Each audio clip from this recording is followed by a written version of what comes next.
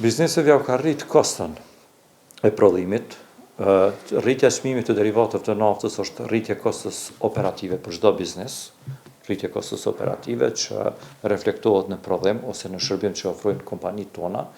Padyshim që mos ndërmarrja asnjë mase për ta mundsu, për ta lehtësu, sidomos disa sektorë që janë më strategjik dhe më të ndihshëm, siç është sektori i bujqësisë, sektori i prodhimit, sektori i transportit rrugor, sektori i transportit të udhëtarëve, qoftë brendshëm, qoftë jashtëm, e kështu me radhë,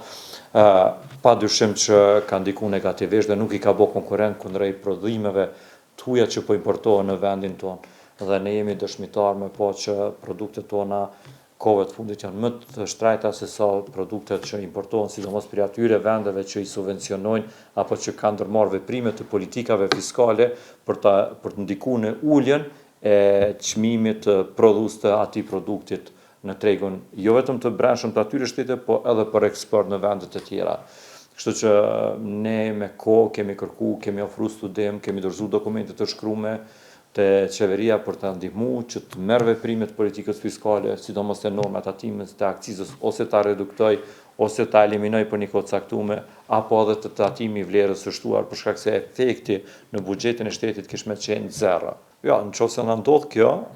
që do të ketë rritjet më të tjeshme të çmimit të derivateve të naftës dhe nuk ndërmirë ndonjë veprim nga institucionet tona, tani nga qeveria në detyrë siç po quhet, ka mu të kurrë prodhimi jon, ka më na urrit importi, edhe do të vazhdojna me krizën tonë ku shumë punëtorë do të jesin pa punë, për shkak se kur të kurrët prodhimi duhet t'i lirojsh punëtorët, se nuk i mundësi t'i mbajsh edhe punëtorët. Kështu që do të ishte e dhimbshme, për shembull shifni tani nuk morëm ndonjë veprim për ta ndihmuar sektorin e bujqësisë dhe tani po shohim që sa u rrit importi produkteve bujqësore prej jashtit për shkak se nuk u ndërmorë një veprim kur ishte koha që të ndihmon ato prodhime bujqësore. Nuk mundesh ti patatën ose domatën me kultivu në muajin shtator ose tetor, ajo ka muajin prill, maj, kohën e caktuar. Duhet në atë periudhë kohore me ndërhyj si institucione.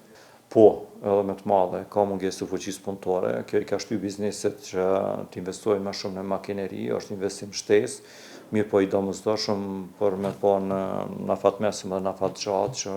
sa do pak me zbut këtë mungesën e fuqisë punëtore.